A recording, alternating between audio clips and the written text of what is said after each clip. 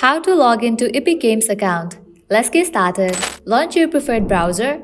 Now type in Epic Games and search for it. With that, different website links will appear.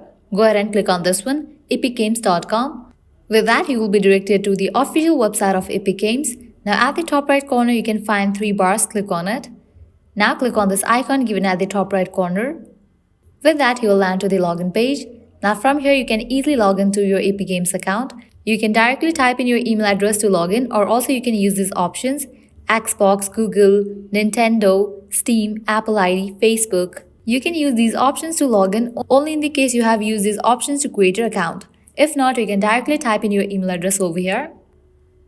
After you type in, click on continue.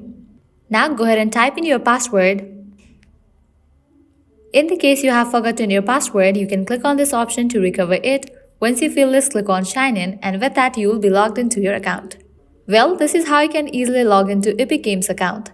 At the end, if you guys find this video helpful, don't forget to like, share and subscribe to our channel. Thank you.